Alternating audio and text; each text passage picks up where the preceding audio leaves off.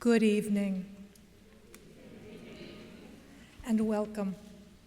Welcome to the inaugural Diane Silvers Ravitch, Class of 1960 lecture.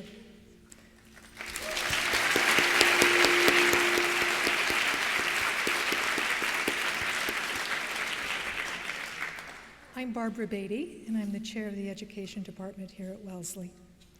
And I can't tell you, this is such a great pleasure for us. And I want to start by thanking Diane for her generosity in making this lecture possible through the Diane Ravitch Public, wait a minute, I have to get it just right, the Diane Ravitch Public Education Fund. So that's what's going to make this lecture possible. And this is an annual lecture. So first I want to thank Diane for her generosity to us, to the college, and to the Education Department. Thank you, Diane.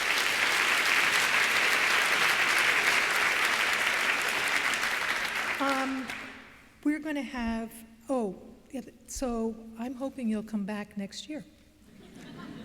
And we'll be giving you lots of publicity, so you'll know in advance. But we're going to have noted speakers on really interesting topics in public education every year. So we're hoping to see you back. The way we're going to work tonight is we're going to have 3 short introductions. I'm going to be talking about Diane as a scholar and as a public intellectual and as a public servant. And then Barbara Mataloni, who is the president of the Massachusetts Teachers Association, we're very fortunate to have Barbara here, is going to be talking about Diane's work for teachers in advocacy and for public education. And then Diane's best friend and classmate, Linda Gottlieb, is going to be telling us some tales about Diane. Diane and Linda have known each other for years. And so that's going to be the order, and we'll be brief because we know you want to hear Diane. Okay, I want to tell you a little bit about Diane as a scholar, as a public servant, and as a public intellectual. You know, Diane is ranked at the top of Education Week's 2015 list of the most important public scholars in education. For those of you who aren't in education, Education Week is it's it. That's our periodical. So that should give you a sense of how impressive and what an impact Diane has had. She's had an illustrious career. She was a political science major here at Wellesley, and then she got her doctorate in history at Columbia University, and she studied with Lawrence Kremen, who was the senior historian of education. So that was really an honor and gives you a sense of the tradition that Diane is carrying on. She was U.S. Assistant Secretary of Education under President George H.W. Bush, and was appointed to the National Assessment Governing Board by President Bill Clinton.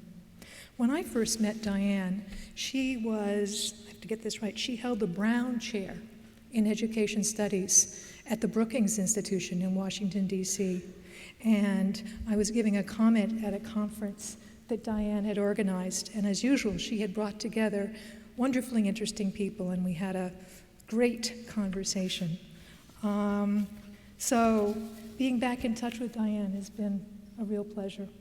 So throughout all of these activities, Diane has managed to write prolifically.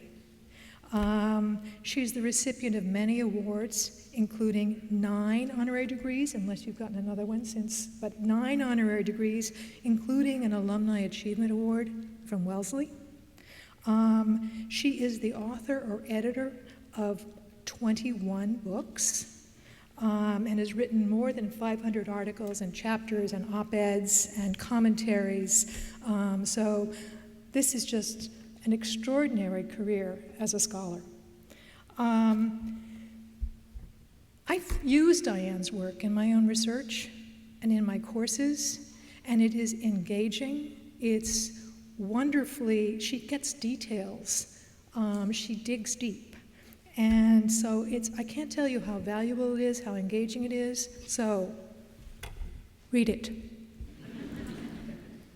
From her first book, The Great School Wars, through her most recent book, Reign of Error, Diane has dealt with critical themes in American education: centralization and decentralization, top-down, bottom-up reform, standards, achievement gaps, privatization, school politics, economics of education, school finance reform. I could go on. The role, and most importantly, everything that Diane has touched on deals with the role of public schools in social justice in a democracy. That's really the essence of what Diane is about. Diane has also done something that very few top scholars do. She has publicly changed her mind. After seeing the effects, and she did it for the best of reasons, after seeing the effects of education policies in classrooms, on students, and on teachers.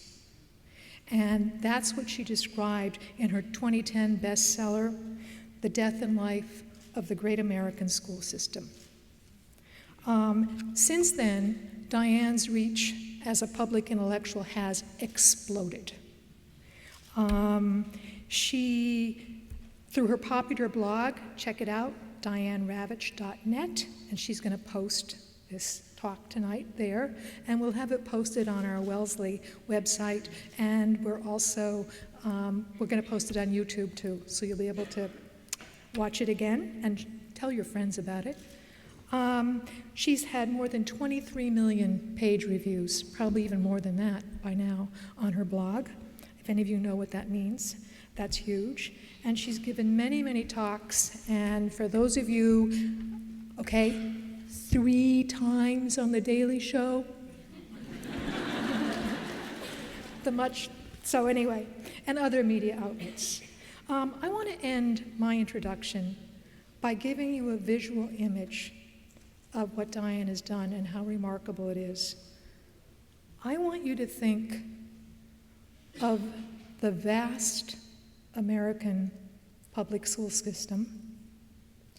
I want you to think of it, you could even close your eyes if you wanted to. I want you to think of it as if it were a giant aircraft carrier, with some children taking off, some children having more difficulty taking off, but with a huge superstructure, with a gigantic crew, with wires and separate compartments for different policies, and fuel, maybe not quite enough, but so think of this monstrous, ponderous vessel that is American public education.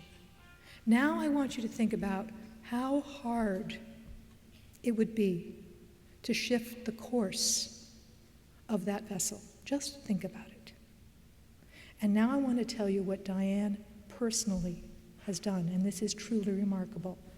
Diane Ravitch personally has started to shift the course of American public education.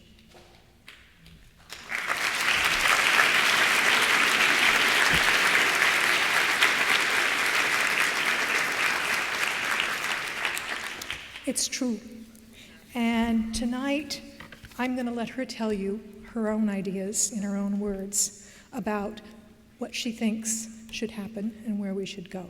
So now I'd like to introduce Barbara Maddaloni, who is going to talk about Diane's activism for teachers and in public education. And I want to tell you a little bit about Barbara first.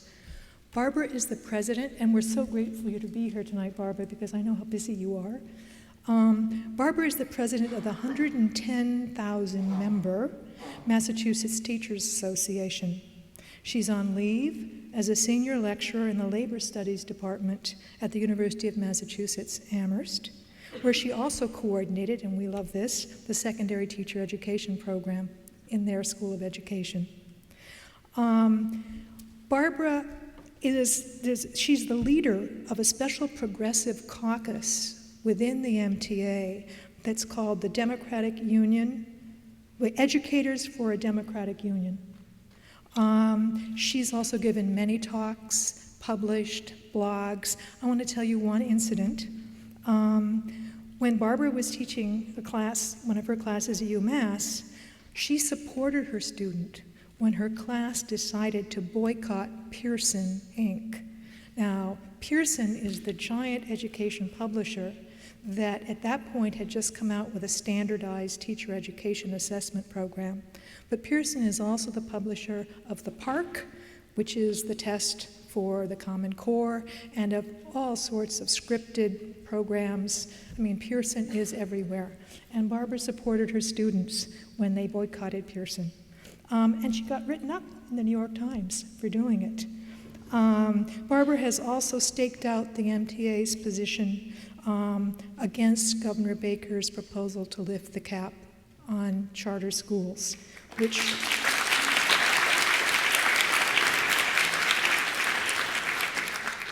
which she sees as a call for privatization of public education.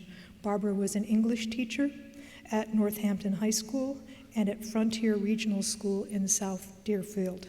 Thank you, Barbara.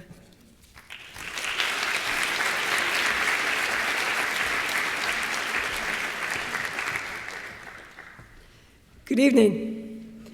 It's delightful to be here.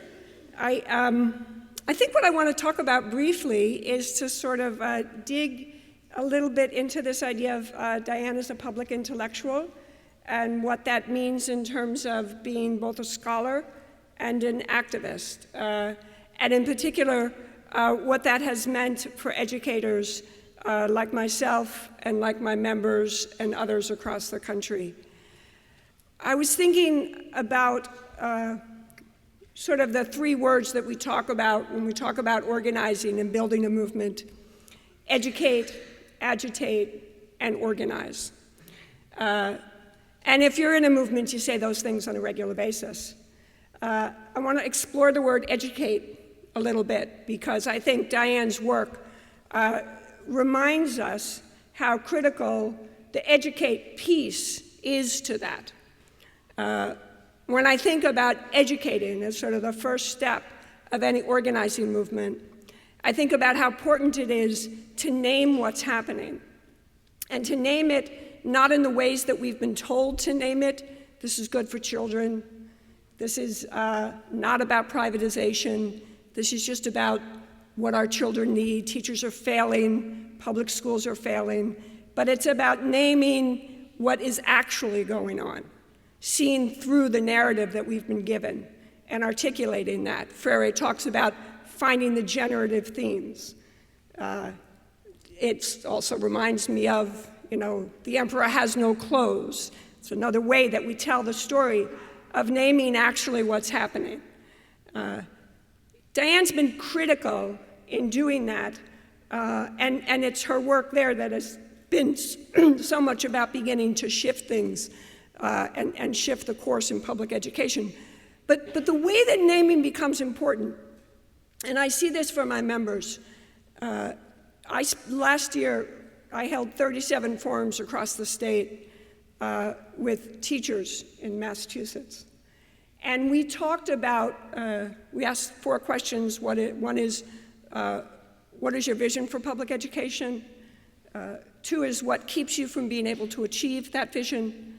3 is, how do you understand why you're not able to achieve that vision? And 4 was, what do you want to do about it? What I discovered, and I discovered this in my campaign for president as well, I experienced it last night meeting with the educators in Worcester, is the incredible pain and loneliness that educators are experiencing under the current accountability regime. It is profound. People find themselves doing things that go completely against their hopes, their values, the things that brought them to education. And they feel alone in it. And they don't always understand it. They just know that there's a hungry child in front of them, and they're supposed to make sure the objectives are on the board so that the 8-year-old who didn't eat last night will know what the objectives are. What Diane has done in her actions as a public intellectual is help those educators name that experience so that it's not just me alone in a classroom, but it's saying, this is part of something bigger. This is not even just my principal. This is not just my superintendent. This is about a larger effort to privatize public education. This is specifically about using high-stakes testing to do that. This is specifically about naming me as a failure and giving me this context where I can't actually help the child who I need to help. That's a profound piece of work in our organizing efforts. It's really important that we name it. And then Diane has gone further, and I've followed her blogs and her career on this in ways that I find, someday I'll study. Which is, she's developed a really clear analysis of it. So that it's not just this is bad, but let me help you understand why. Let me help you understand who. And to that extent, she's done amazing and critical work in educating. And what I say about the agitating part is really all you need to do is educate, and people get agitated.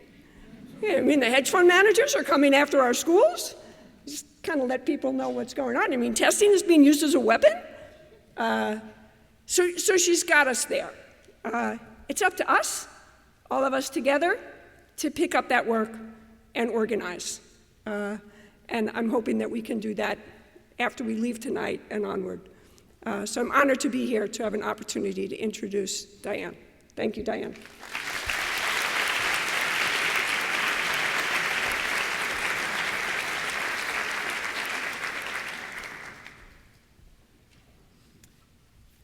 Thank you, Barbara. Inspiring. Now I'd like to introduce Linda Gottlieb, one of Diane's classmates and best friends. How cool, have your BFF here. Who's going to tell you a bit about Diane as a person. And she's going to throw Diane for us, to you. And that's screenwriter talk. And that's one of the things that Linda does. But before I introduce Linda, I want to say to you that we will have time for questions, that we have microphones on both sides of the aisles, so please feel free. This is a conversation about public education. We want to hear your ideas as well. Okay, let me tell you a little bit about Linda, and then we'll have Diane. Linda is an award-winning film and television producer and a writer. She produced Dirty Dancing. Yes.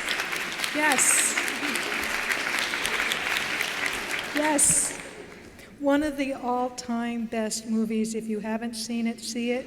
And it is one of the best movies as a mom to watch with your mother or to watch with your daughter. Or father's daughters, it works anyway, okay? But it is just a wonderful film, wonderful. Linda's television work has spanned almost every format: children's, educational, daytime, mini-series, series, movies of the week, you name it. Her credits include Citizen Cone, which was a recipient of 9 Emmy Award nominations and an ACE Award, Face of a Stranger, Soldier's Girl, The Gentleman Bandit, and many, many more, including numerous after-school specials.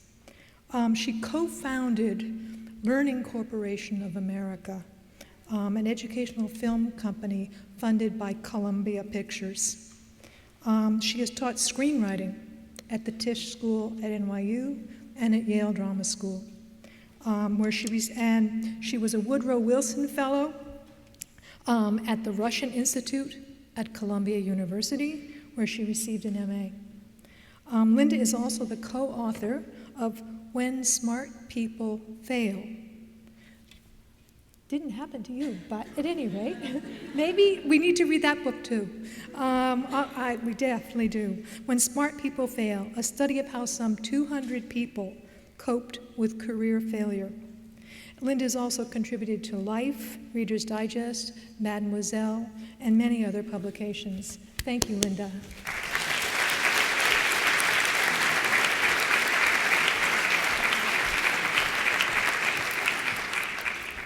Hi, everybody. It's an absolute pleasure to be back at Wellesley and a real thrill to introduce my pal, Diane.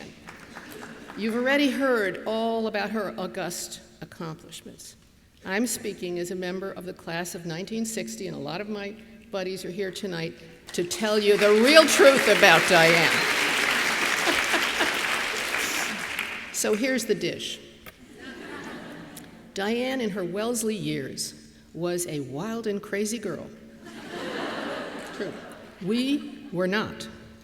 A little context, this is the time of nude posture pictures. You guys don't remember that. We were asked to sit nude from the waist up to take pictures for our posture. I have no idea why, and no one ever asked why. We also observed Calendar Day. Calendar Day was the day before spring break or Christmas break, when you absolutely had to be in your 8 a.m. class or you wouldn't get credit for the semester. So the rest of us would go to bed early the night before and be really ready to go to calendar day class on time. Diane, on the other hand, decides the day before calendar class would be a swell time to go out with a couple of friends down to see the guys they were dating at Yale. Not only that, she thinks it would be really cool to wear her gym bloomers underneath a raincoat. We were not allowed to wear pants, and that this would be a kind of interesting outfit. And so they go out and they go to Yale for the evening, and they take the midnight train back to be ready for calendar day class. But in Providence, the train is taken out of service, and they are stranded. So they pool all their money together, and they get a taxi to come careening back to Wellesley, getting them there just in time for calendar day, as Diane reports, totally hungover.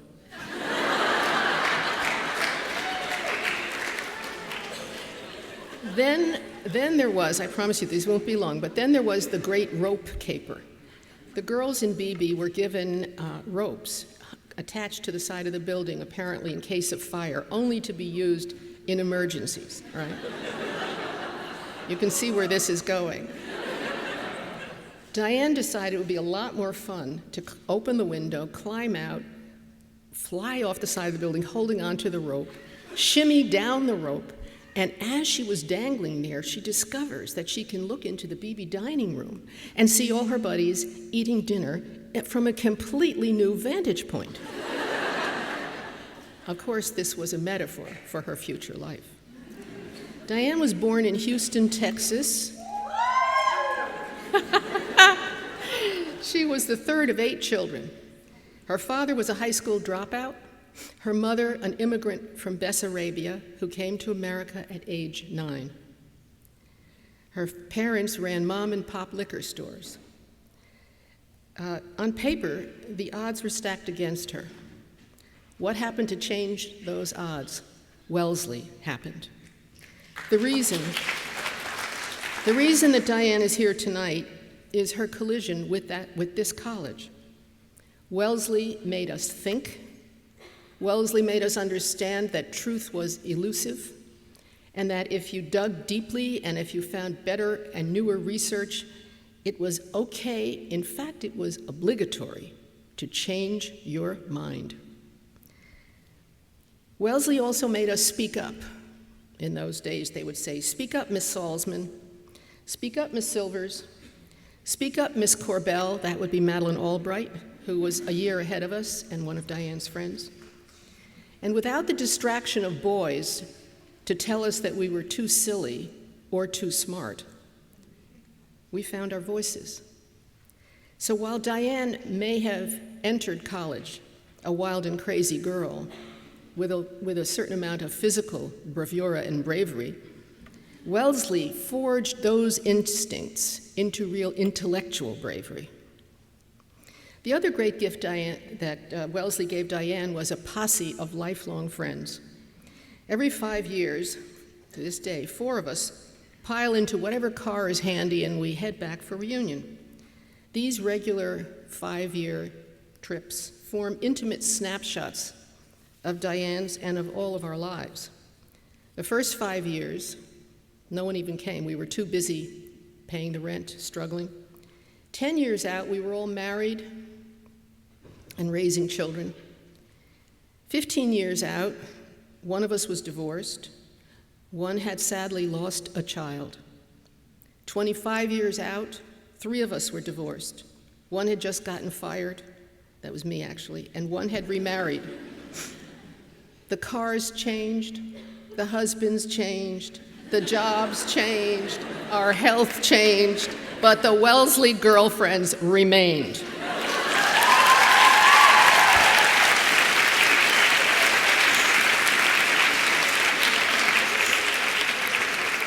To this day, every few months, we get together for lunch in New York. If we're lucky, Patsy comes down from Maine, Joan comes down from Cambridge, sometimes Vicki even flies in from Honolulu. Before she published The Death and Life of the Great American School System, we were having one of our Wellesley posse lunches at the Botanical Garden in Brooklyn. Diane told us she was working on a book in which she was planning to recant all of her previously held positions. And she was sure that there would be a firestorm of criticism, and she was uncharacteristically nervous. You know, she said, turning to us, most people think that I'm really tough, but actually I'm not. And I'm not sure how I'm going to be able to stand up to all the personal attacks which I think will really come my way. And I just need to know that whatever happens, you all have my back. There was no question of our response. It is no accident that when Diane decided to fund a series of lectures on the role and importance of public education, she picked Wellesley as the venue. It was this college that forged her intellect, that gave her the courage to speak up, Miss Silvers, and that gave her the solid backbench to cheer her on no matter what. So please welcome this remarkable Wellesley woman. She may have thrown out the gym bloomers, but she's still that girl who will dangle from a rope to get a different angle on things. The class of 1960s septuagenarian educational rock star, Diane Silvers Ravitch.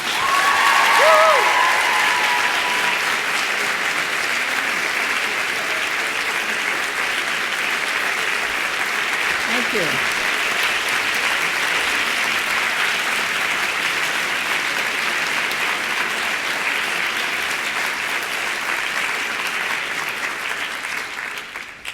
Thank you, Barbara. Thank you, Barbara. And thank you, Linda. I don't think there's anything else I have to say. I have to apologize for being so gimpy, but my dog pulled my knee out the other day, and these things happen when you're 77. Anyway, I can't tell you how thrilled I am to be speaking in Alumni Hall. When I graduated in 1960, only very important people, like President Margaret Clapp, spoke from this stage. One of the speakers that I do remember, however, was an Indian-American author named Santha Rama Rao. She was the first student from India to enroll at Wellesley. She graduated in 1944, and she went on to become an accomplished author. And all I remember from her talk was this line. She said, "A writer writes." Does that sound profound? Why did that stick in my memory so many decades later? It was a life lesson. It's guaranteed to overcome writer's block. Something else important happened on this stage, possibly the only other time that I trod these sacred boards.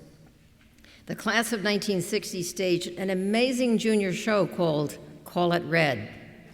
That's where I met my classmate Linda Salzman Gottlieb. She was the head of the script committee. I was on the script committee. We staged the show here in 1955, and we re-performed it at our 40th reunion and taped it. It was the best junior show ever. Although the class of '59 wouldn't agree. Well, as I thought about tonight, I remembered how I happened to attend Wellesley.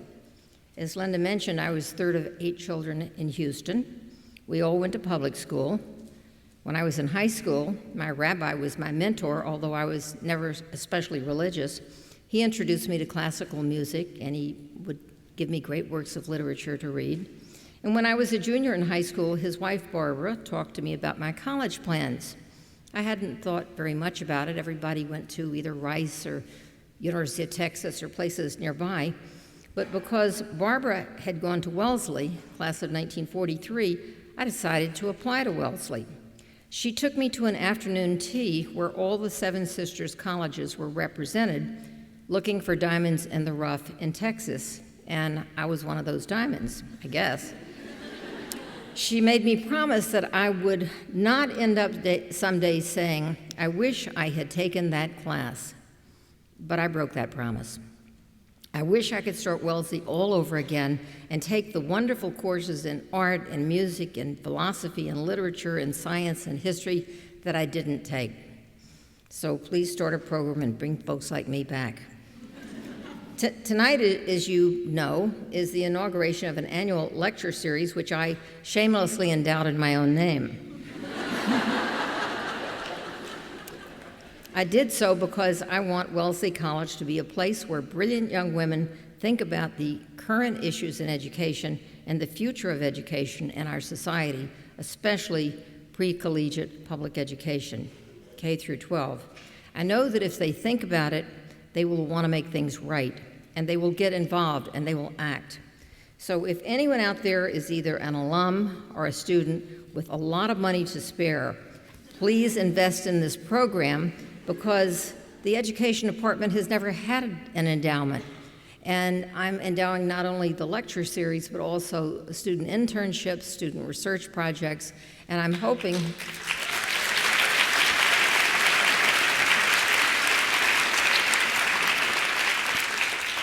Barbara told me that the students who want to be teachers have to pay $500 or $600 to the state of Massachusetts to get certification, and many students can't afford it. That's about $10,000 a year. If anyone out here has an extra $10,000 a year, think about that. Well, I'm placing a bet on Wellesley women and on their commitment to social action and social justice. I want Wellesley College to be a center for thoughtful and sane educational policy.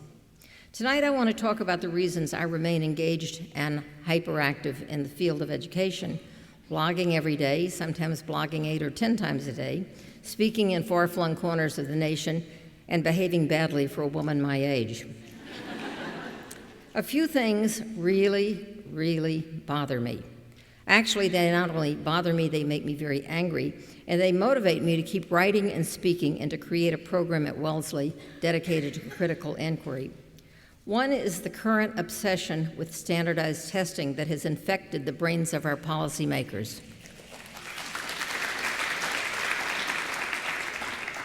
Another is the constant refrain from self-anointed reformers that our public schools are declining and failing and that any alternative would be better than public education. The reality is that test scores on the National Assessment of Educational Progress have never been higher than they are today for students who are Black, white, Asian, or Hispanic. Graduation rates have never been higher, and dropout rates have never been lower. And this is true for all of the groups that I named. Most of the gains, by the way, were recorded prior to the current era of test-based accountability. Another thing that makes me really angry is the unwarranted attacks on teachers who deserved respect and admiration, not cheap shots by people who wouldn't last 5 minutes in a classroom.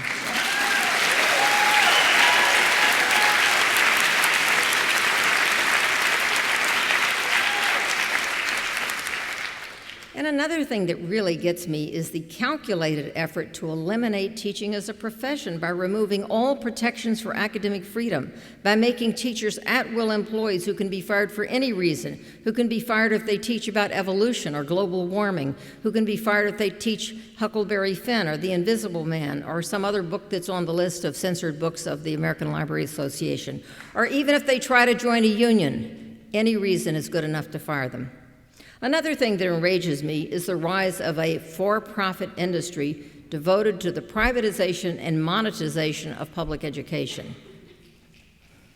And another is the role played by a handful of billionaires trying to buy control of state and local boards of education so they can control education policies. Just 4 billionaires are now buying seats on the Louisiana State Board of Education. It's outrageous.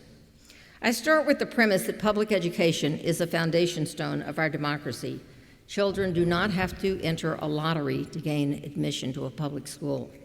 Public schools must accept all children, regardless of their race, their religion, their ethnicity, their sexual orientation, their language, or their disability. No high-performing nation in the world tests every child every year from grades 3 through 8 as we do. Typically, in other nations, children take an external exam at the end of elementary school, another in middle school, and another in high school. In Finland, they take no standardized tests at all until the end of high school. Sounds like a sensible approach to me. No high-performing nation in the world has charter schools or voucher schools. The nations that have adopted the libertarian ideas of economist Milton Friedman are Chile and Sweden. Both have experienced increased social and economic segregation as the result of increasing publicly funded choices. The nations with high-performing school systems have strong and equitable public school systems. They do not use public money for charters or vouchers. They spend more on the education of the poor than on the education of the affluent. We, however, are one of only 3 OECD nations that spends more on the children of the affluent than on the children of the poor, and that's wrong. I don't know of any nation that evaluates teachers by the test scores of their students. That is an idea devised by the Bill and Melinda Gates Foundation and promulgated by the U.S. Department of Education. It has utterly failed, and yet it continues in almost every state. Why are states doing this? Well, in 2009, when the nation was struggling through a devastating economic recession, Congress gave the U.S. Department of Education $5 billion to spur education reform, to do whatever it wanted with the $5 billion. And Secretary Arne Duncan came up with the race to the top.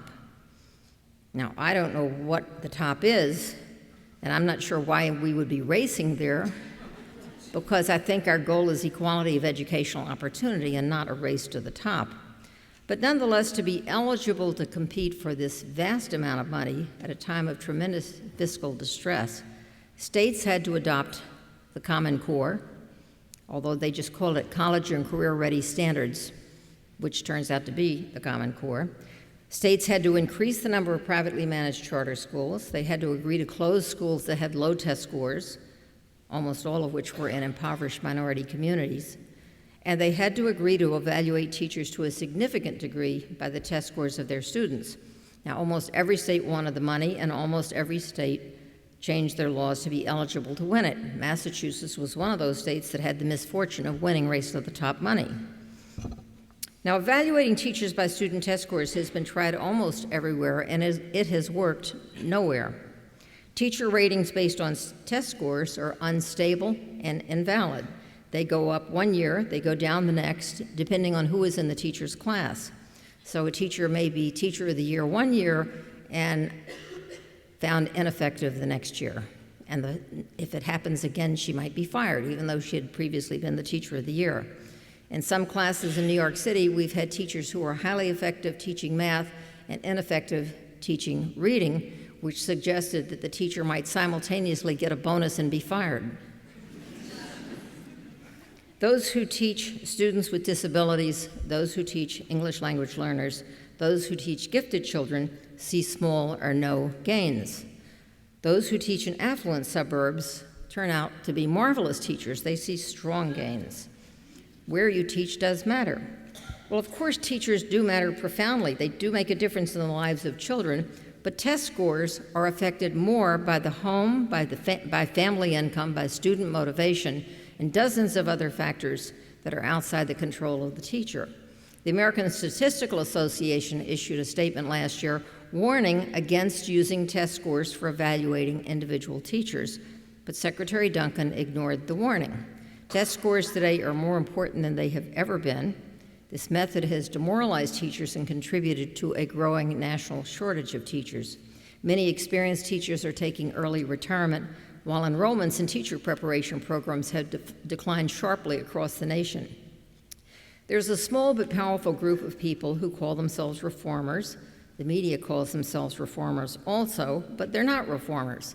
They support privatization of public education. They support budget cuts to public education. They support high-stakes testing. They are indifferent to segregation and poverty. They blame teachers if test scores are low. They say that anyone who draws attention to poverty is just making excuses for those bad teachers. Well, who are these reformers? They are funded by the Gates Foundation, by the far-right Walton Family Foundation, which spent $200 million this year to advance privatization. They're funded by the Eli Broad Foundation, the Dell Foundation, the John Arnold Foundation of Houston, the Wellesley Foundation, the Michael Bloomberg Foundation, and many more foundations. They fund a network of like-minded organizations that are also financed by billionaire hedge fund managers. These organizations have deceptive names like Democrats for Educational Reform. In Texas, they're called Texans for Educational Reform because it's not a good thing to be a Democrat. Students for Educational Reform, Students First, Stand for Children, Educational Reform Now, Educators for Excellence, Families for Excellent Schools, and many more. Families for Excellent Schools has just moved into Massachusetts, and the assumption is they must be black and brown families wanting excellent schools. Well, no, it's like 10 billionaires who have never been in a public school and whose own kids are going to elite private schools. And so when you're talking about families, you're talking about people like Paul Tudor Jones, who is worth billions and billions of dollars. He's one of those families for excellent schools. Funny thing is that they don't want your children, our children, to have the same kinds of schools that they want for their children. They don't want schools that have the arts and beautiful facilities and wonderful up-to-date technology and a full and rich curriculum. They want children who learn to walk in straight lines and blow bubbles and who can be disciplined and suspended very quickly. The same goals that I have described are shared by the U.S. Department of Education, whose race to the top policies support high-stakes testing, teacher bashing, for-profit schooling, and privatization. It's hard to tell the players without a scorecard. The ideas I've been describing are promoted by Democratic governors like Andrew Cuomo of New York and Daniel Malloy of Connecticut, and also by the extreme far right, which hates public education. Many of these policies have been turned into state legislation by a shadowy right-wing group called ALEC, or the American Legislative Exchange Council. ALEC has about 2,000 members who are members of state legislatures. ALEC is funded by major corporations. Its primary goals are deregulation and the promotion of corporate interest. It seeks to weaken or to remove environmental regulation and gun controls, and it has policies for almost everything you can think of. And its members introduce ALEC's model legislation in state after state in education, and their interest is, first of all, to kill teachers' unions, to eliminate teacher certification, to eliminate any due process protections for teachers, to introduce and legitimate for-profit schooling, to permit vouchers for religious schools, and to permit for-profit virtual schooling. See for yourself. Check out a website called ALEC Exposed, and you will see the free market at its worst. The reformers believe that teachers whose students don't get higher test scores every year should be fired. If the bottom 5% are fired every year, the theory goes, someday we will have only great teachers left standing in the classroom. It's a very strange theory, don't you think? Because nobody knows where the axe is going to fall next year. It's not working out the way they think, or the way they thought. Instead, these policies have created the national teacher shortage that I mentioned. Who wants to become a teacher when pay is low, when legislators tell you how to do your job, and when the media blames you for every social ill? Actually, none of the reformers' ideas have worked out. All of them have failed to produce the educational revolution that they predicted. There are some good charters, some of them in Massachusetts. There are some very bad charters. On average, charters don't produce higher test scores than public schools. Some charters cherry-pick their students, accepting few who have serious disabilities and few who are English language learners. Some have no children with serious disabilities and no children who are English language learners. And some of these charters that I describe as bad charters may have high test scores, but they have high suspension rates, even though social scientists advise that suspending children as young as 5 years old is very bad practice and contributes eventually to dropping out and to the school-to-prison pipeline.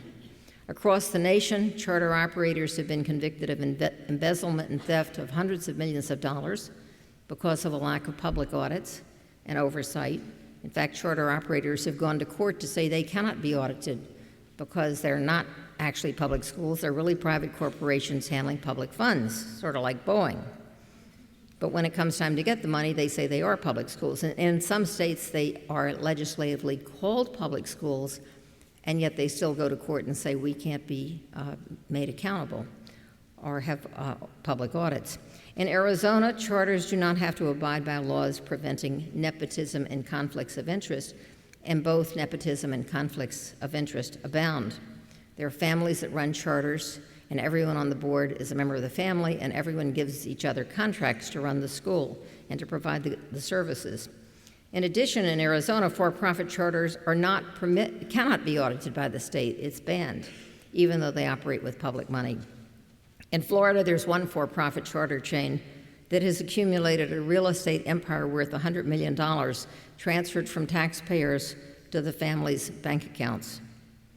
There is a for-profit company called K-12 Inc. I think it operates a virtual charter school in Massachusetts. It's the largest provider of virtual charter schooling in the nation. It was founded by the junk bond king Michael Milken after he got out of prison. And it's listed on the New York Stock Exchange. Numerous studies have found that online schooling is riddled with problems. The K-12 schools have a high attrition rate, and in some states as much as 50% of their students leave every year, so they constantly recruit with promises of personalization, customization, and individualization. Some of the teachers who work for these virtual charter schools are monitoring 1,000 or more screens. That's the individualized instruction. The computer tests are so simplistic and the instruction so poor that the NCAA stripped 24 of the K-12 schools of their accreditation. Nonetheless, they're very profitable because they're getting full state tuition for providing nothing more than a computer and some textbooks, and no grounds to maintain, no social workers, none of the services that you would expect to find in a regular school. Vouchers, which have long been a priority of the right, have been enacted in about 20 states, even in states where the state constitution specifically bans vouchers, like Nevada and Indiana. Vouchers have never, ever been approved by popular vote. They have always been enacted. Students in voucher schools do not have higher achievement than students in public schools. Many voucher schools are attached to fundamentalist churches where there are no certified teachers and where students are taught creationist versions of science and history. New Orleans is supposed to be the crown jewel of the reformers. Hurricane Katrina wiped out the teachers' unions and damaged many of the schools, and the legislature took control of the schools and fired all the teachers, 7,500 of them, 75% of whom were African American, the backbone of the black middle class in New Orleans. And now almost every school in that city is a privately managed charter school. Those with selective admissions have high test scores. Most of the other charters, however, are rated either D or F by the state, which is a very pro-charter State Department of Education. A large proportion of school-age teens are not in school at all, but no one is in charge of tracking where they are because no one is responsible. Youth violence is very high. The ACT average for the New Orleans district is below what is necessary to enter a four-year university in Louisiana. After a decade of reform, New Orleans remains one of the lowest performing districts in one of the nation's lowest performing states. It's not the proof point that reformers kept looking for. Another of the supposedly shining stars of the reform movement was the Tennessee Achievement School District. A Republican governor appointed Kevin Huffman, who was the public relations director for Teach for America, to become the state commissioner of education. Kevin Huffman invited Chris Barbick, a TFA alum, to head the Achievement School District. Barbick had previously run a charter chain in Houston called Yes Prep, which supposedly had a great success. When Barbick came to Tennessee, he pledged that he would take the lowest performing 5% of public schools and move them up to the highest performing 25% of schools in the state. And most of the schools in the bottom 5% were either in Memphis or in Nashville. His method was to turn each of the lowest performing schools over to a charter operator. There was community pushback, but it was ignored. The results were all that counted. The clock started ticking on the 5-year guarantee, and after 4 years, Barbick had a heart attack and resigned. And after 4 years, 4 of the 6 original schools that had been taken over remained in the bottom 5%, and the other two were in the bottom 6%. Barbic admitted that it was easier to transform a brand new school with students who applied than to transform an existing school with students already enrolled. So the Achievement School District, which is now in its 5th year, has not succeeded in meeting its goal or making a difference. But Georgia is about to vote on a constitutional amendment that will permit Governor Nathan Deal to create an Achievement School District just like the one in Tennessee. Why? The one in Tennessee failed. Why are they going to do that in Georgia? Well, it's a good idea, and there's no point looking at facts. But failure doesn't deter today's reformers. They press ahead, demonizing teachers, demeaning public education, and ignoring the root causes of school failure. So this is how to ruin education. Do what we're doing now. Make standardized testing the be-all and end-all of education. Expect teachers to produce higher test scores every year or to be fired. If scores don't go up, fire the principals and close the schools. Give the public funds to private organizations that are free of state laws and free of oversight. Give public funds to religious schools. Cut the budgets of the public schools. Hire inexperienced teachers with only 5 weeks of training. At some point, the public will understand that anyone can teach and that teaching is not a profession. Create national standards that take no account of the diversity of students. Make sure that when they're written, the writing committee has no classroom teachers, no experts on early childhood education, and no one with any knowledge of teaching children with disabilities. If you can convince the wealthiest man in the nation to back these standards, make sure that he gives millions to every national education organization to support the standards, to every national civil rights organization, to both major teachers' unions, and to almost every think tank inside the Beltway, and some outside the Beltway as well. Make sure there is a well-funded PR campaign to warn parents that if their state doesn't adopt the standards, their child and our nation is doomed. Then once the standards have been adopted, introduce tests matching the standards. Be sure to set a passing mark on the test that is beyond the developmental capacity of most students. Align the passing mark with what is called proficient on the federal test, NAEP, even though NAEP proficient is the equivalent of an A, or at least an A-. Then when the results come in and most students fail, as they have in every state, blame the teachers. The scores, which were designed to fail most students, are supposed to set off a clamor for charter schools and vouchers in every city, town, and village. Next, make sure that almost every major philanthropy agrees that we need to turn public education upside down, that we need to get rid of those lousy teachers because they can't raise test scores of the poorest kids, that we need to frighten the American public into believing that we're losing the global economic competition, and that we must have national standards and privatization or we will stagnate.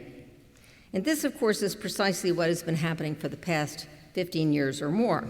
If you want to be precise, you might say that the current movement to turn public education upside down started in 1983 with a report called A Nation at Risk, which claimed that our public schools were, quote, caught in a rising tide of mediocrity. This was the first major national report sponsored during the Reagan administration that made a connection between the test scores of American students and the economy. The report said that Japan and Germany were taking away our economic predominance because of our lousy public schools.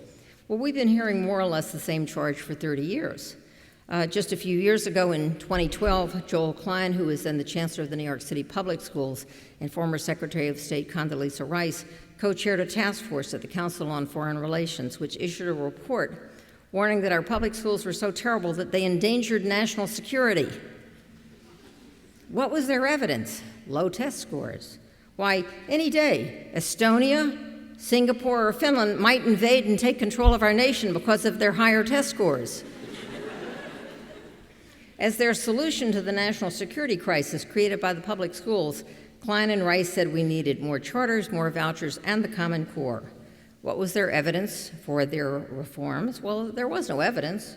Schools were just beginning to learn what the Common Core standards were. It had never been tried out anywhere, and yet it was described as the salvation for our students and our nation against unnamed international threats. The bottom line consensus, which the media dutifully reported, was that our public schools were awful and were dragging down our economy just as they supposedly had been in 1983 when the nation was in recession. Does it help to know that the schools did not drag down our economy in 1983? Does it help to know that national recessions, such as the ones we experienced in the early 1980s and in 2008-09, were not caused by the public schools? Does it help to know that the public schools were not endangering our national security in 2012 and that we have the strongest economy and the most powerful military in the world?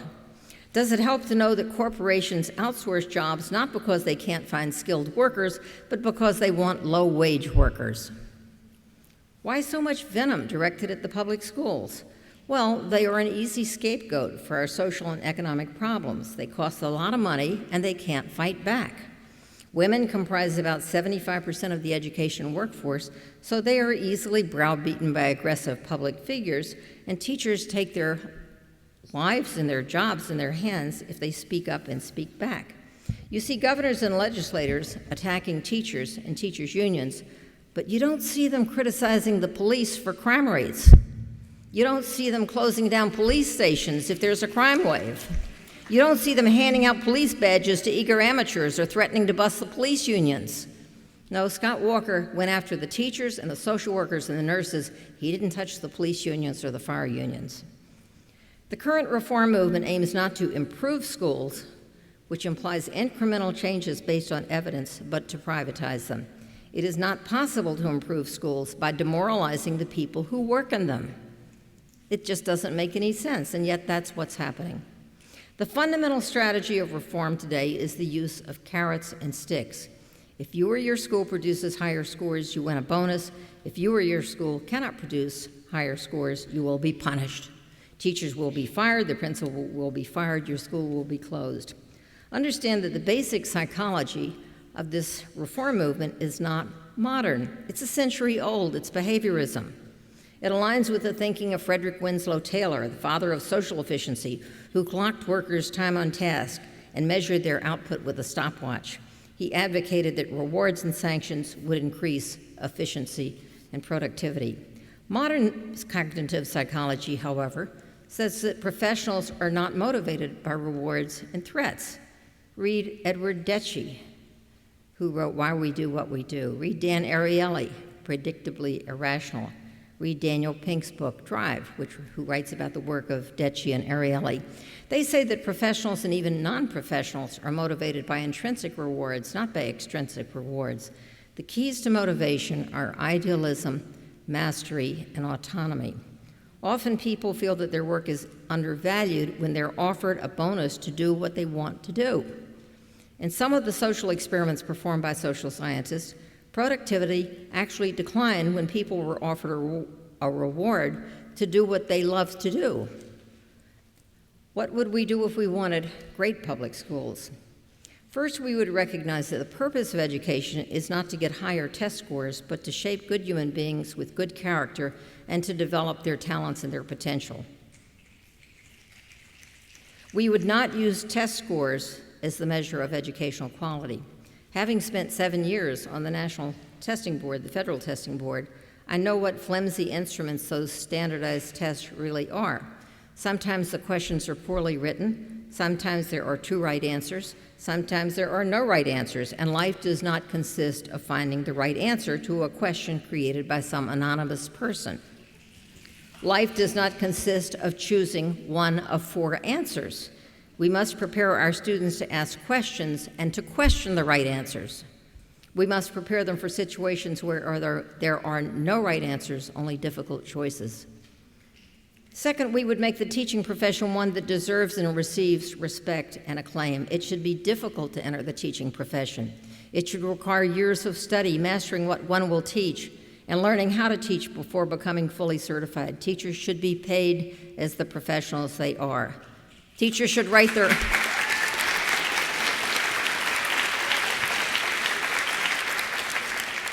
Teachers should write their own tests. They know what they taught.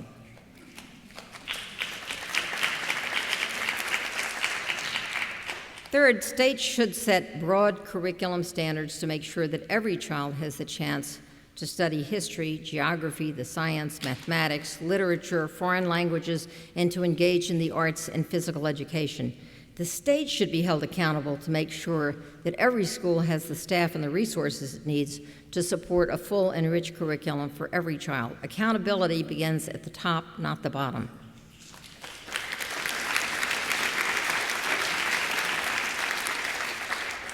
Fourth, the state should be accountable for ensuring that all schools are adequately financed so that schools can provide smaller classes, especially for children who are struggling to learn and who need extra attention. Fifth, states should ensure that children in need have access to social workers, psychologists, guidance counselors, and a school nurse.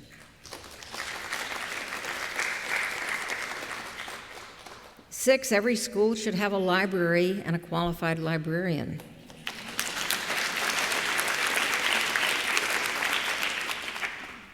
Seventh, school facilities should be not only clean and up to date, but beautiful.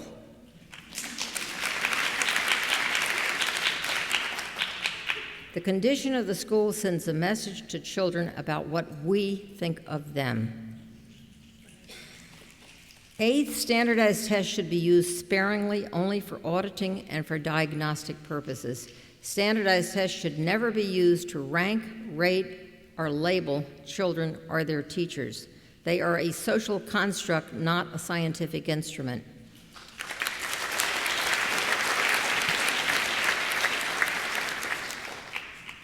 That's 8, I'm going to give you 10. Ninth, every state and school district should promote racial integration.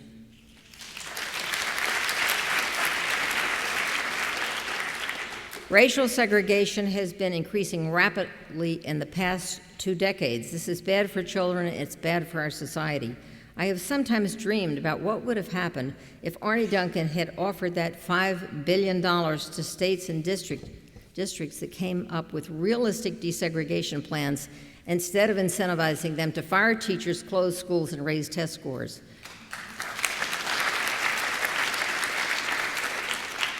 As I cite in the book Reign of Error, there is now strong evidence that African American children who attended desegregated schools are likelier to graduate high school, likelier to go to college, likelier to graduate college, likelier to have higher lifetime earnings, and to pass on these advantages to their children. Why would we not promote more desegregation? And last, we must acknowledge, as social scientists have known for many decades, that poor performance in school is highly correlated with poverty. If we do not reduce poverty, we will continue to scapegoat teachers and schools for conditions over which they have no control. Children in poverty lack medical care, food security, home security, economic security. These things affect their motivation and their health as well as their attendance. Some poor kids will beat the odds, but the odds are stacked against them.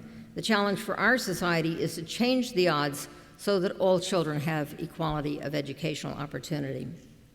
There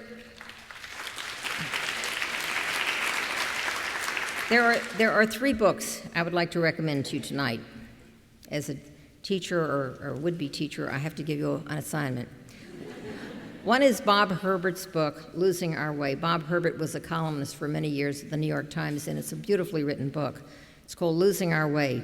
Herbert weaves together different themes: our crumbling national infrastructure, crumbling bridges, crumbling tunnels, crumbling roads, income inequality, wealth inequality, poverty, education, and our readiness to spend trillions on war, but our unwillingness to launch major infrastructure programs that would put our people to work and reduce poverty. The second book is Yang Xiao's Who's Afraid of the Big Bad Dragon?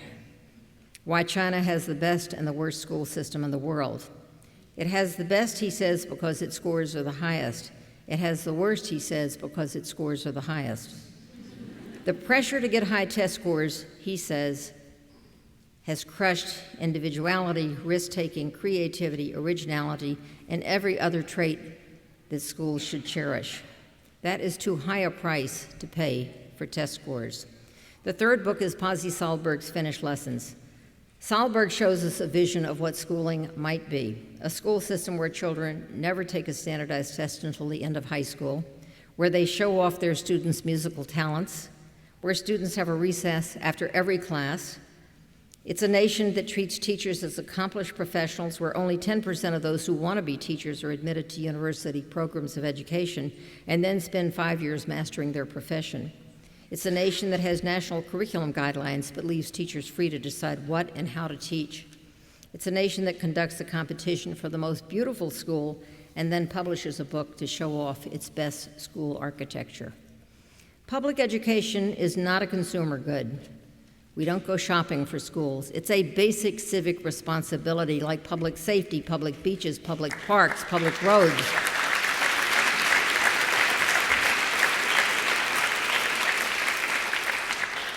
So I am suggesting a paradigm shift.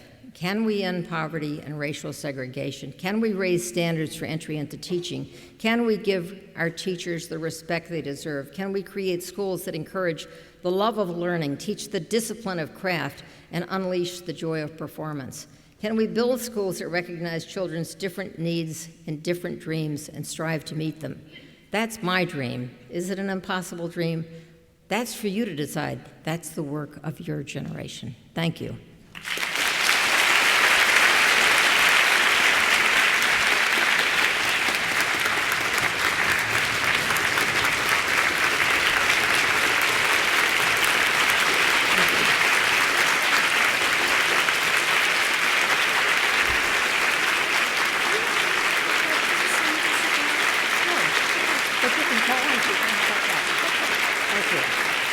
Thank you.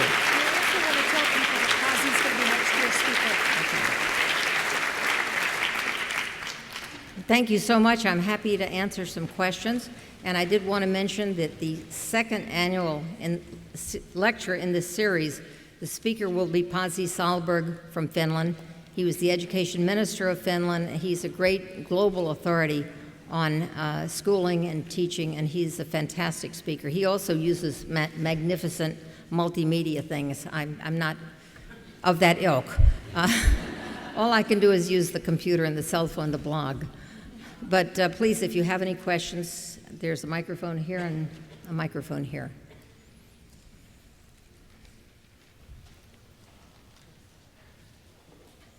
I was wondering how a democracy can institute educational change when the policy makers change before the results can be evaluated. I'm sorry, I didn't catch your question. I'm wondering, in a democracy with a change in policymakers that takes place because it's a democracy, how do you evaluate the changes when the policymakers change before the results can be evaluated because education takes such a long period? I think the question is, how do you evaluate the policymakers when it takes such a long time to see educational change? I think that one of the problems we have today is that the idea of accountability has become so distorted. And I think it began really with No Child Left Behind, this notion that if scores don't go up, then somebody's got to be held accountable. And you start with the teachers, and then you go to the principal, and then you go to the school. Someone has to be named and shamed. It's a belief in humiliation. And I think that's a misuse of accountability. As I said earlier, accountability begins at the top. It begins with the people who control the money and who control the policy, and that's not teachers. Teachers, of course, should be held accountable, and they should be evaluated, but they should be evaluated by human judgment, by the judgments of their peers, and also by the people who are their supervisors, not by test scores. That's the worst way to evaluate teachers. How do you change the policymakers? This is a problem that I have wrestled with, and I don't have an easy answer, but I do have a hard answer. Because we've seen a change in policymakers. Many of us thought that when Obama was elected, he would stop No Child Left Behind and bring a more humane approach to education policy making. And because Lena Darling-Hammond, who's a very knowledgeable educator, was his spokesperson during his campaign in 2008, we thought she would be Secretary of Education. So it was a bit of a bait and switch when we ended up with Arne Duncan, who had led the failed Chicago school system, which continues to be in crisis. So we changed policymakers, and there was no change. It just got worse. The emphasis on testing these past 7 years have been as bad and worse than they were in the previous 8 years.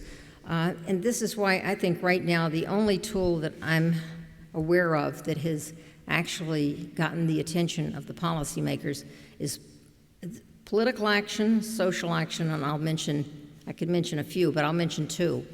One is the students of the Newark Student Union. 8 of them held a sit-in in the office of the school superintendent, who was running their district with a heavy hand, with $100 million of Mark Zuckerberg's money, and never listening to parents. She wouldn't even come to school board meetings. And 8 students held a sit-in in her office, and she's gone.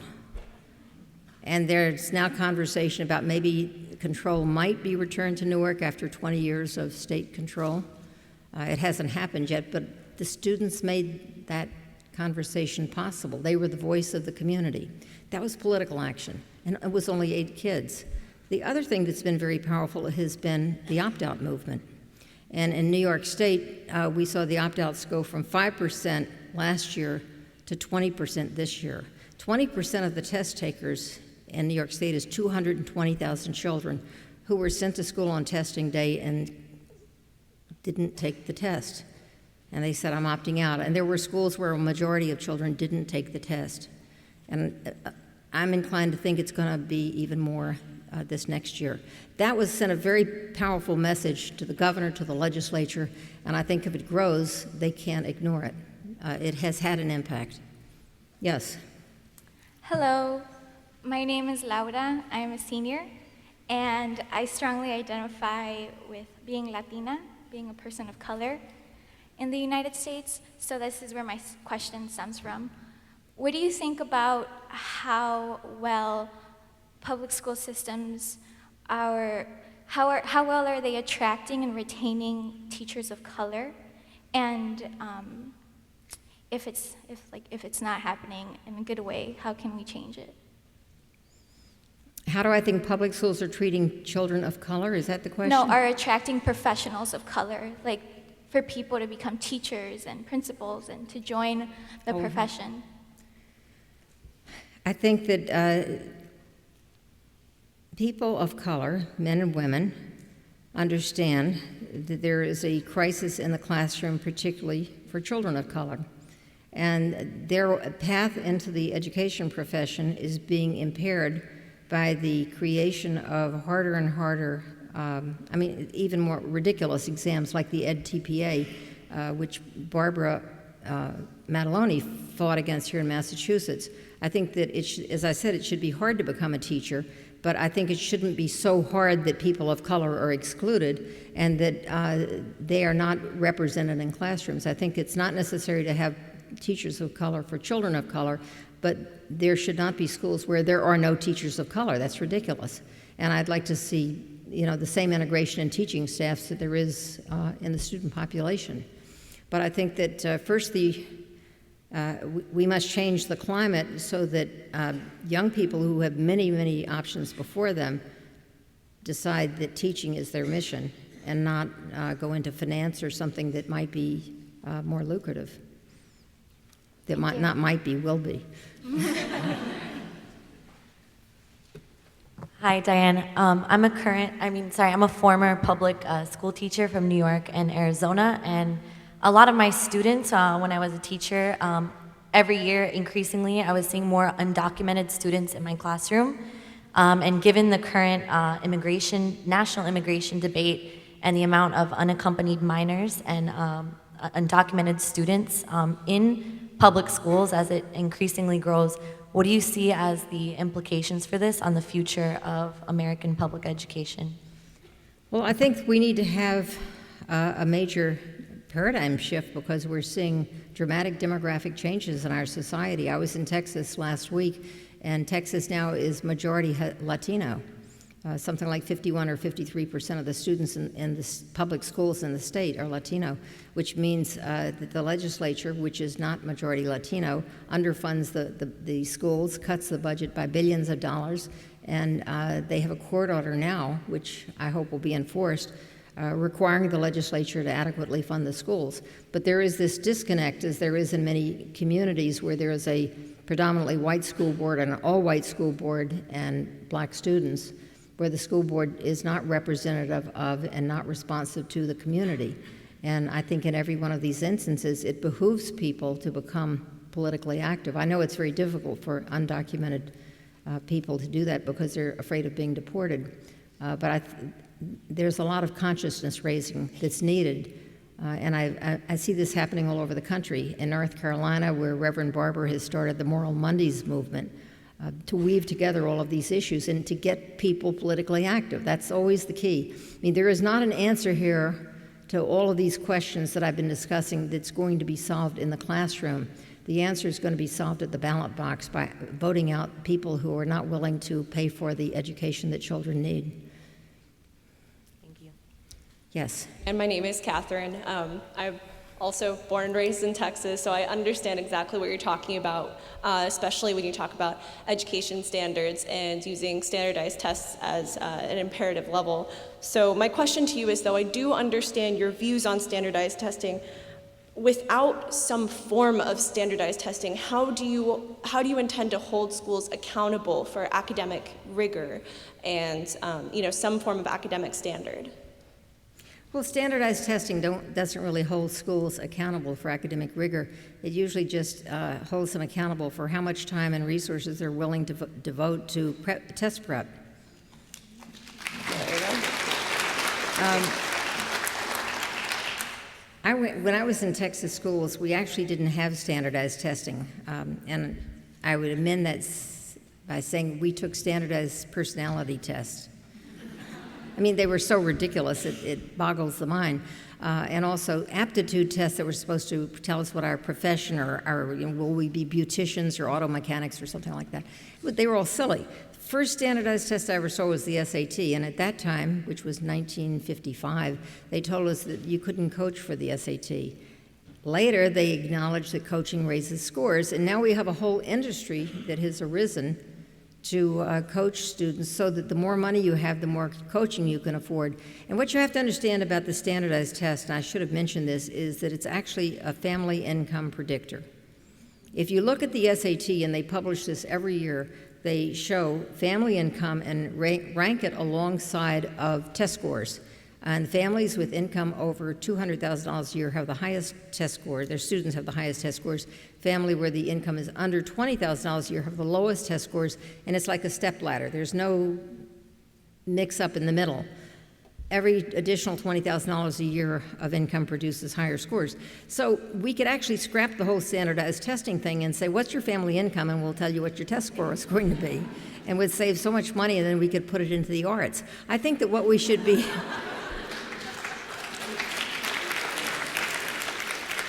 I think where we should think of accountability is the accountability of the state and the community to support their schools, to make sure that their schools have adequate resources, to make sure that their schools are giving every child the opportunity they need, to make sure they have enough teachers and they have a fully staffed library. Many schools around this country have closed their libraries and there are no more librarians in cities.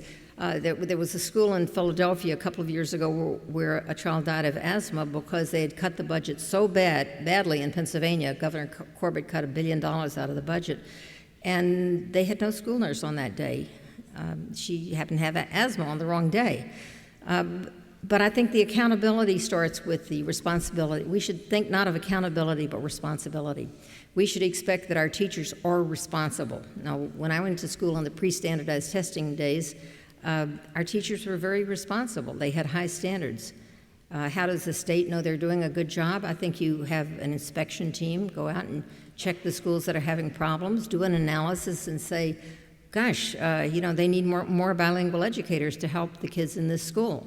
They need more of this, they need more of that. We need to readjust the formula to make sure that they can educate the children with disabilities that are in this school.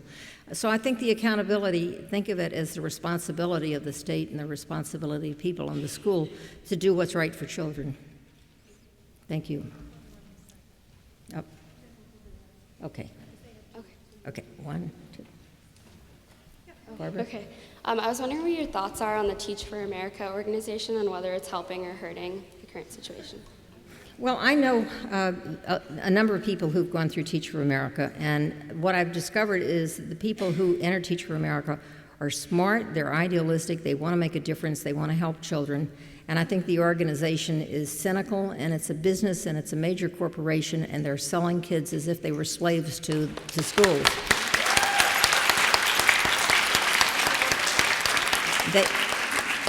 TFA has $400 million in the bank, and yet they act as if they're a charity, like the Girl Scouts. And they charge the districts anywhere from $3,000 to $9,000 to get an inexperienced teacher. I got an email yesterday from a young woman who said that she had joined TFA. After 5 weeks of training, she had been sent to be a special ed teacher for children with disabilities in the first grade. And she said in her first week, she realized she couldn't do what she was being asked to do. She had no idea how to help these kids, and she felt terrible. She lasted out her 2 years, but she feels that what she did to those kids was wrong, and what TFA did to her was wrong by sending her in unequipped to help these children. So I think that the original idea was a great idea, which is to send young people to places where there are spots that need to be filling because there are not enough math teachers, not enough science teachers, but to take away the jobs of experienced teachers, to boast that the test scores that we can produce are better than the test scores that experienced teachers can produce. That's, I don't know. I think it's bad. What Teach for America fundamentally does as a corporation is to deprofessionalize education. It sends the message that anyone can teach, and that's the wrong message. Yes.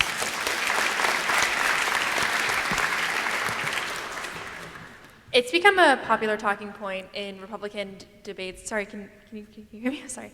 That to cut the Department of Education, and the talking line is usually something like, the states know better what their kids need. Like, the federal government is ill-equipped. I'm wondering what your take is on that idea. I'm having trouble hearing from the left side. Tell me the idea again so I can react to it. The idea that a lot of Republican presidential candidates have that the Department of Education should be, nixed, and that it should all just be left to the states. I think there is a federal role, and that Secretary Duncan has way overstepped it. It's very clear that the federal government, its original role was created as an Office of Education in 1867 for the purpose of gathering the facts and doing research on the condition of American education and reporting to the American people. That function still exists, and it's called the National Center for Education Statistics. That's very important. Federal government also supports education research. That's very important. Federal government is responsible for enforcing civil rights laws in the schools. That's very important. Federal government is responsible for the protection and funding of special education. By the way, Congress promised initially with students with disabilities to pay 40% of the cost. They have never paid more than, I think, 12 or 14% of the cost. So every state would have a tremendous budget relief if Congress just followed through on what it promised to do with special education. But the federal government has a special responsibility to help children in certain categories, and by children with language needs, children with disabilities, and children who are protected classes, especially racial and ethnic minorities, and gender. So these are all federal responsibilities, and I think Title I is also a crucial responsibility, and that's the reason that the 1965 Elementary and Secondary Education Act was passed. It was passed in order to send money to schools based on the number of children who were in poverty. It's been turned into what is now known as No Child Left Behind and become a testing and accountability bill. But it's forgotten that its original mission was to help children in poverty, not to test kids and see that they are held to standardized testing. So I think that is the federal role. Where Duncan has overstepped it was with Race to the Top and telling people what to teach, how to teach, supporting the Common Core, doing things like that. These are not federal roles. And that's why in the pending legislation in Congress right now, the Senate bill literally strips the secretary from having any power to interfere with state decisions about curriculum instruction and assessment. Actually, those were already in law, but he ignores it anyway. Thank you. Hi. Hi, I'm Maggie, and I grew up in Atlanta Public Schools during the standardized testing cheating scandal. And I was wondering, who do you believe should be held accountable, and how should they be held accountable for cheating scandals? Are you speaking of Atlanta? Yes. Yeah. I think that what's interesting about Atlanta was that a number of educators were sentenced to jail. Some of their sentences were commuted. All of them lost their jobs. All of them lost their pensions. All of them were totally disgraced. And so far as I know, nobody who crashed the American economy in 2008 was held accountable for anything.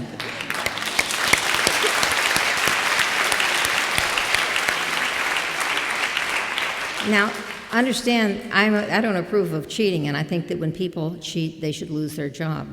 I don't think they should go to jail because until we start sending corrupt people in the economy to jail, we shouldn't be sending teachers to jail. They didn't even make any money from cheating, whereas a lot of the bankers made millions of dollars and were never held accountable. So I think that losing their job is the appropriate punishment for cheating. Thank you. Barbara, any more questions? How many more questions do you want to take? I'll take 2 more. Okay. Yes, over here. Hi, my name's Megan. I'm a National Board Certified teacher, and I'm directing a teacher leadership program right now at Mount Holyoke College, of which we have some of our students here. And I'm also right now co-hosting a Twitter chat, and the question on the Twitter chat has to do with the change in Secretary of Education. And the question is, what are your hopes with the new secretary, with John King Jr.? I have no hopes at all.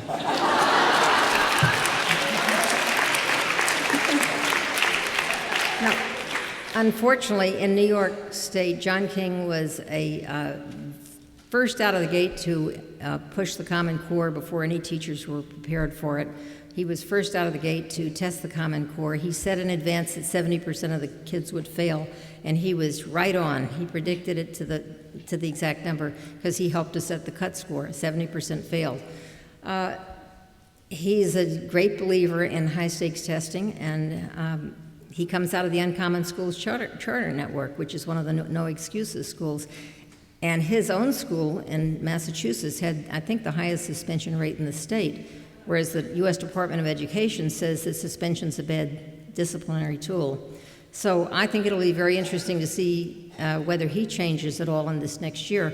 But I really have very little expectation that he or anyone at the Department of Education will change the direction because it is so set on following through with the initiatives that have been put in place and calling them a success, even when the polls show that parents and teachers are increasingly upset with what's happening in their schools and to their children. Thank you. Hi, thank you very much for coming. I really admire all the work that you do and in your writing. I'm a 4th grade teacher, and I'm wondering what advice you would give of how to work towards the 10 objectives that you outlined at the end of your speech from a teacher's perspective, and how we can work towards those goals. There are 2 things I would recommend. First is you can't do it alone. You must join with others. And so if you're a teacher, get active in your teacher association and join with others who want to change things. And I'm going to give you 3 things. The second thing is you must become politically active because it's the people in the legislature who are making decisions over which teachers have little or no control. And in state after state, the only answer is to throw the rascals out. The third thing, and it's really important, is to keep within yourself the vision of what is right and what is ethical, so that no matter what they tell you to do, even if you're forced to do it, know that it's wrong and don't ever forget what's right. Thank you.